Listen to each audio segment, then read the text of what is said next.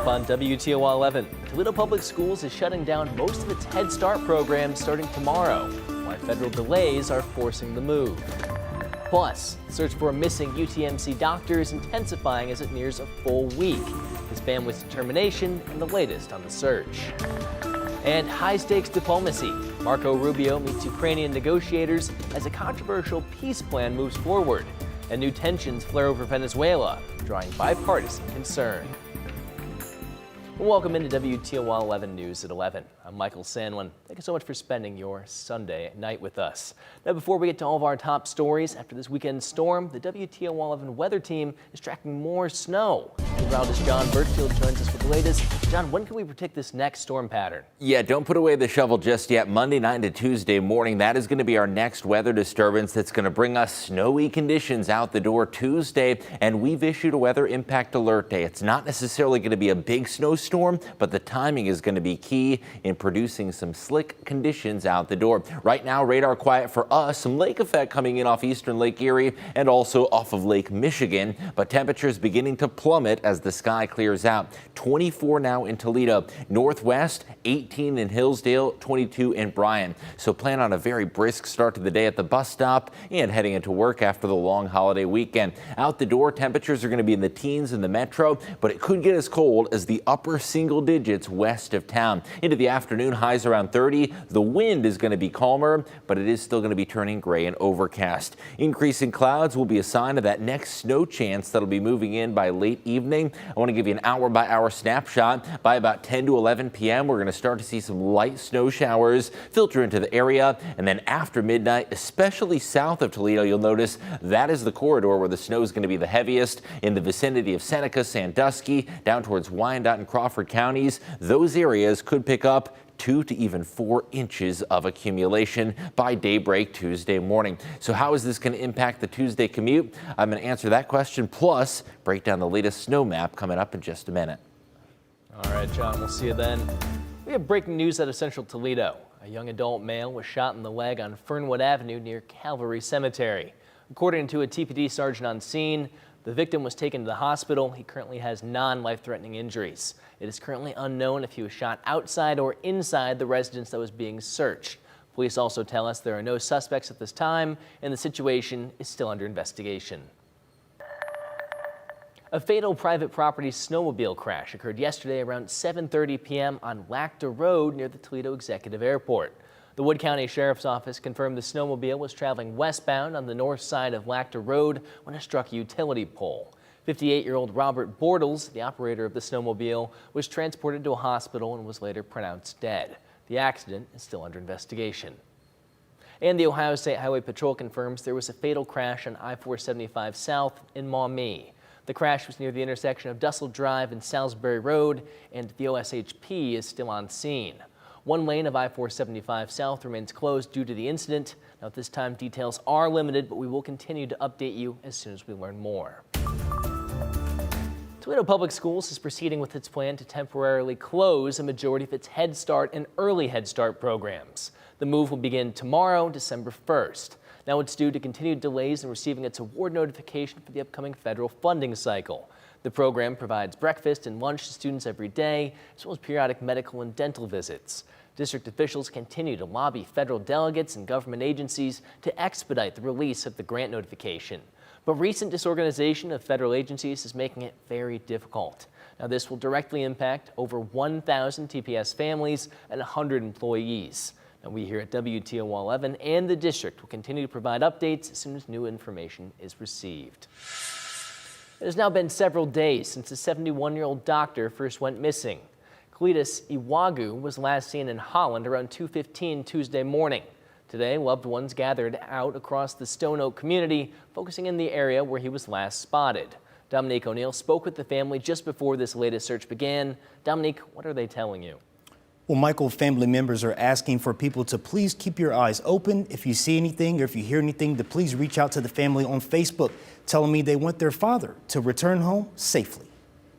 Have you seen this man? This is Dr. Cletus Iwagu. He's 5 feet 4 inches tall, about 180 pounds, and police say he's been missing for 5 days now. Last seen leaving his home around 2 a.m. Despite multiple searches by police with drones and dogs, he has yet to turn up. So Sunday, his daughters and community members organized a search effort that continued through late afternoon.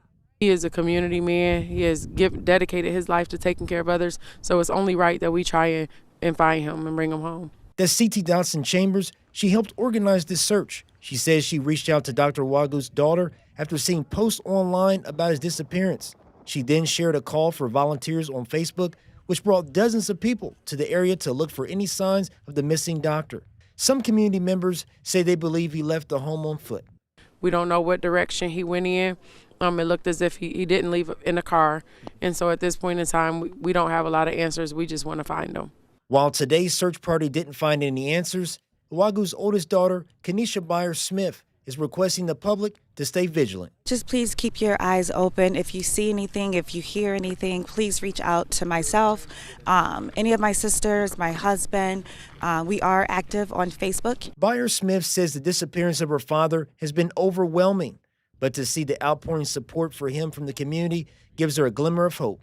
Our father is active in the community. He takes care and loves his patients. He's taken care of a whole village his entire life. So to have a village show up for him just means the world to us. So we thank everyone from the bottom of our hearts. If anyone has information or sightings of him, they're being asked to contact the Lucas County Sheriff's Office at 419-213-4900 or reach out to the family through social media. Reporting in studio, Dominique O'Neill, WTOL 11. Millions of SNAP food benefit recipients may soon have to meet new work rules to keep their benefits. The Republican-backed Big Beautiful Bill now requires at least 80 hours of activity each month for a much wider group of people.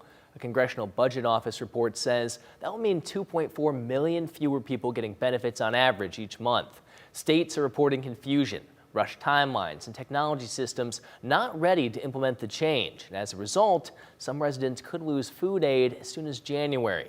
State officials warn the full impact will unfold as recipients hit their next recertification deadline. Secretary of State Marco Rubio met with Ukrainian negotiators in Florida as the U.S. pushes a new peace plan, one critics say leans toward Russia. And as envoy Steve Witkoff heads to Moscow, President Trump escalates tensions over Venezuela, prompting bipartisan concern in Congress. Taurine Small has the latest.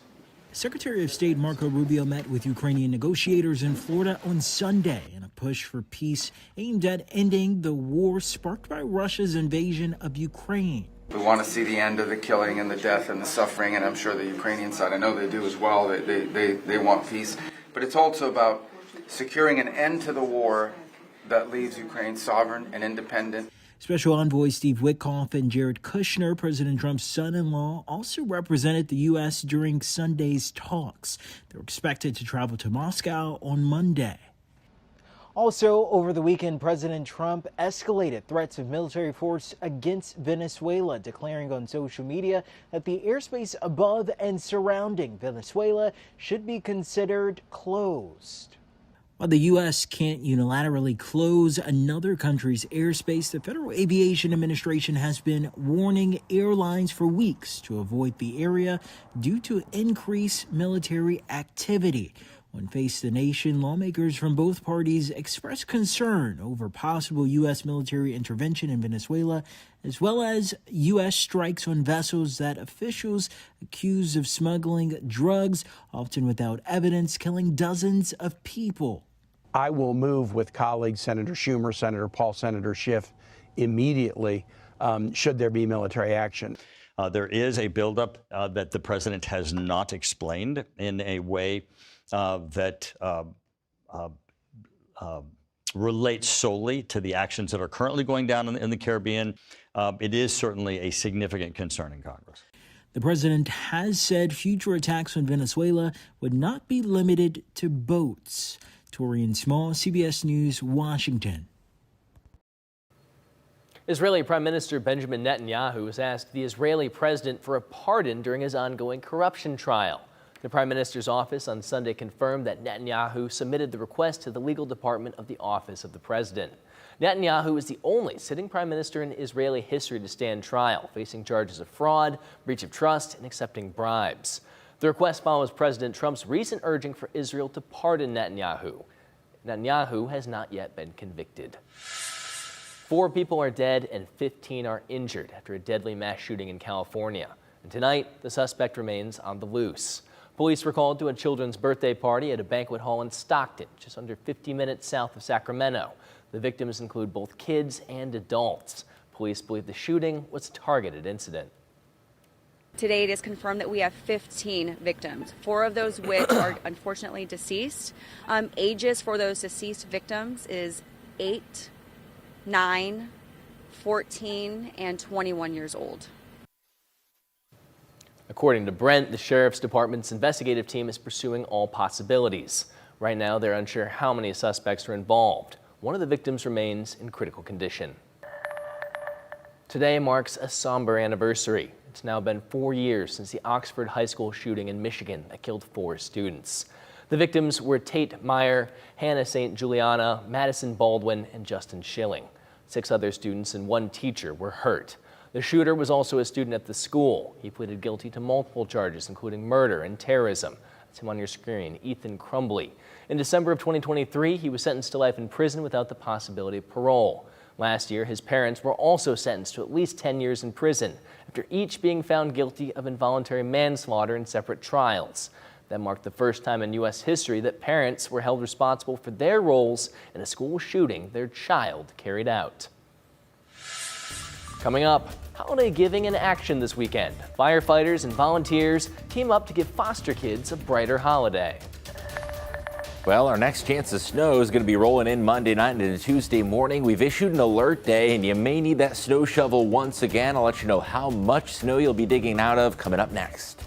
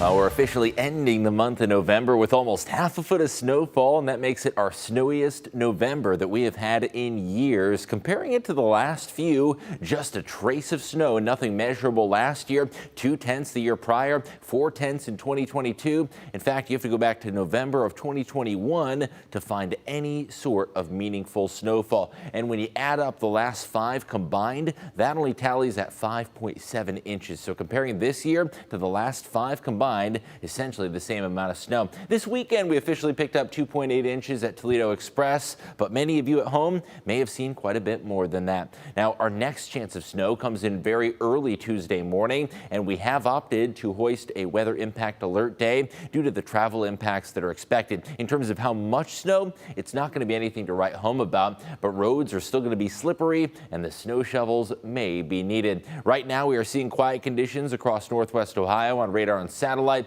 There are some snow showers drifting in off of eastern Lake Erie, and satellite actually depicts some clearing skies. So with the clearing skies, we're going to see those temperatures plummet tonight. Here's the low pressure that brought us that snow yesterday. It's now over Ontario, producing some liquid rain showers just off the Atlantic seaboard. Our temperatures tomorrow are going to be in the teens, but west of Toledo could even get down to the upper single digits. The afternoon is going to turn cloudy, highs around 30, and not a whole lot of wind after a breezy feel today. Winds are going to be between 0 to 5 miles an hour, so that'll be nice, but it is still going to be chilly with an increase in the clouds. So the hour-by-hour timeline, starting to see those snow showers in just about 24 hours. Between 10 p.m. and midnight, we see that first little band of flurries. Now, the snow is going to be picking up after midnight, especially south and east of Toledo. There's going to be a sharp cutoff in how much snow to expect. If you live in southern Michigan, you're not going to get a ton out of this system. Even the Toledo Metro, not likely to get that much snow, but down towards Tiffin, Upper Sandusky, and Findlay,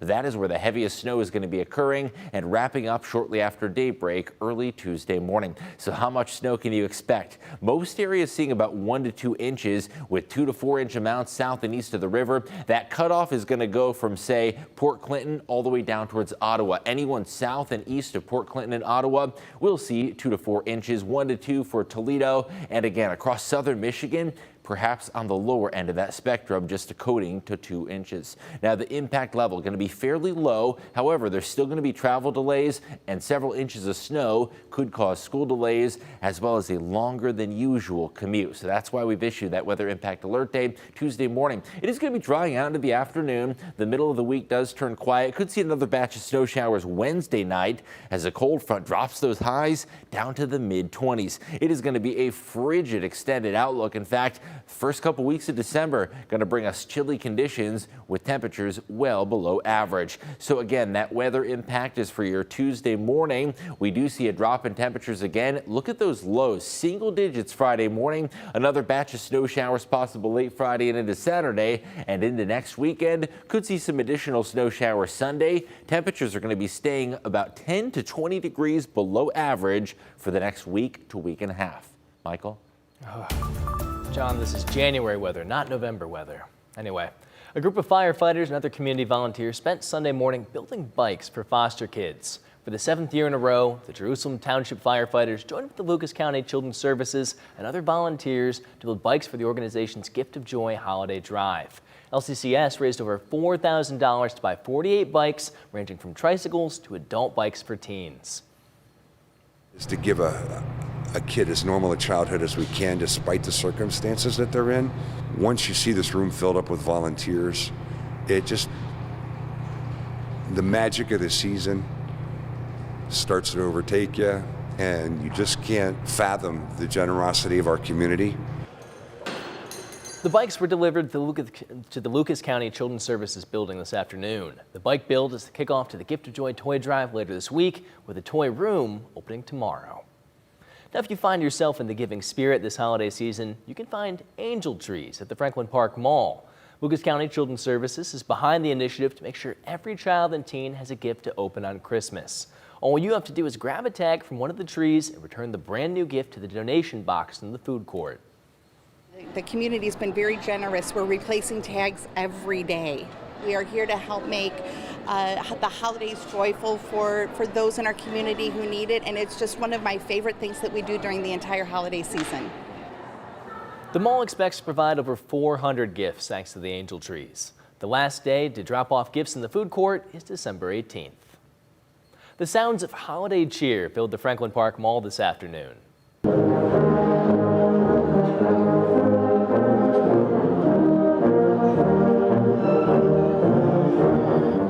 Over 40 musicians from across the 419 and across the country joined for the 52nd annual Tuba Christmas Concert.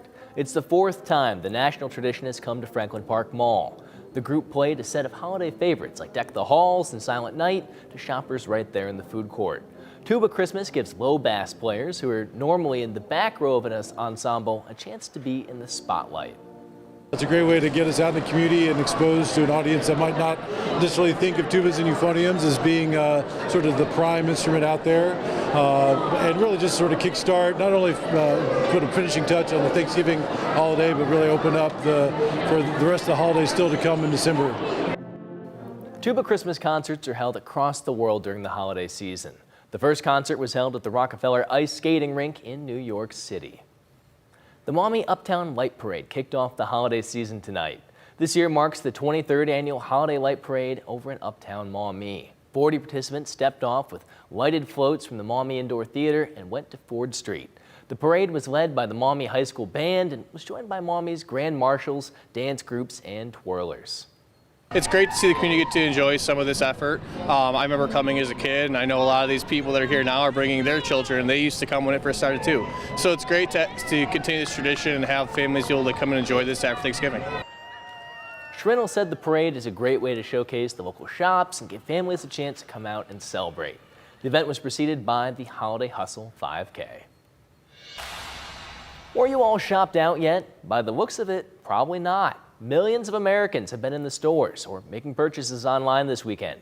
Alice Gaynor in New York City has more on the holiday shopping blitz. Holiday shopping is alive and well. Ordered a lot of things for the grandkids.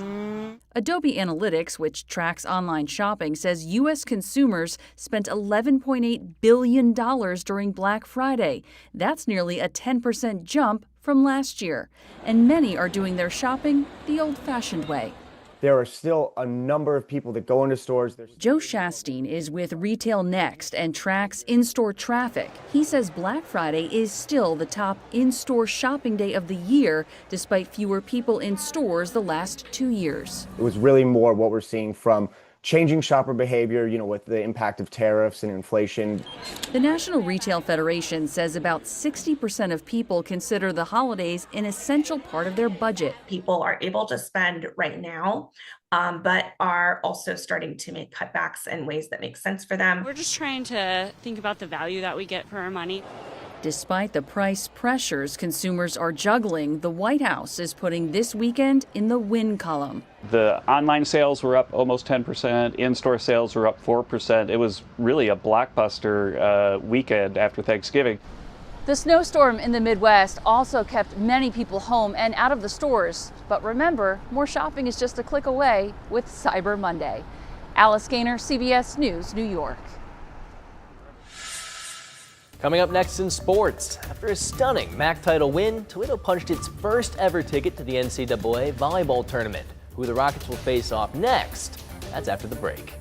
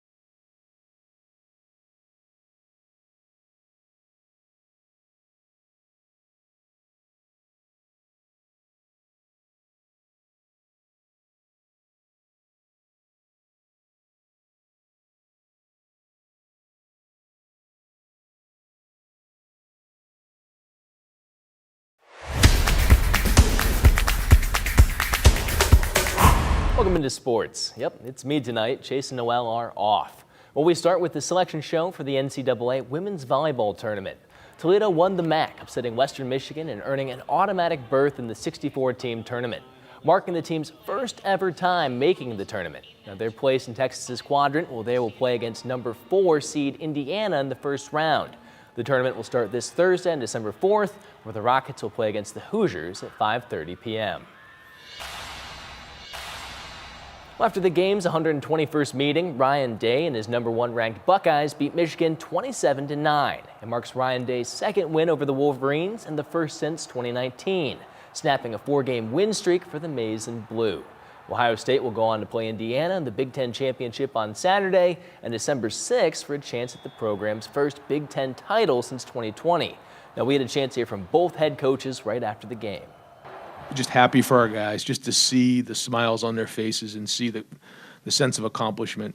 You know, the fact that we were going to play in this game really, really hard. Not being able to, get a rhythm offensively, they did a good job, and credit to them. There's no excuse for it. We got to be much better, and they outplayed us today. So. Switching gears slightly now, head coach of Michigan State football team Jonathan Smith has been fired. Michigan State finished 4-8 this season, including 1-8 in the Big Ten. In 2 years at MSU, Smith won 9-15, with 5 wins vacated due to NCAA recruiting violations that occurred during the Mel Tucker era. Michigan State is reportedly planning to hire former Northwestern head coach Pat Fitzgerald. And sticking with football, but switching to the NFL, the Cleveland Browns suffered another loss on the season, falling to the San Francisco 49ers 26-8. But there was a bright spot for local fans. Bowling Green alum and current rookie Harold Fannin Jr. had 3 receptions for 43 yards and a receiving touchdown, scoring the only touchdown the Browns would get all day. We'll be right back.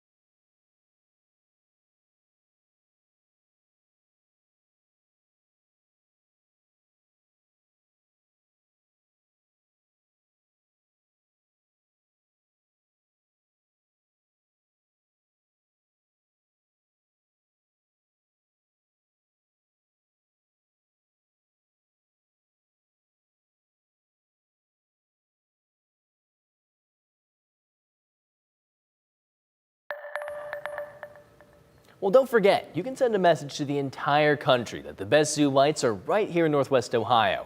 You have until tomorrow to vote Toledo Zoo's Lights for Christmas as the best zoo lights in the country and USA Today's 10 Best. You can vote once per day per device until December 1st at noon.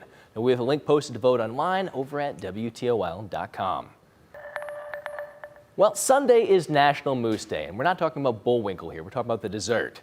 And we're talking about that mousse that serves as both a sweet and savory dessert, to be exact. Now, the word mousse is French for foam. typically made by whipping egg whites or cream, and can range in consistency from light and airy to thick and creamy. Now, John, how do you like your mousse?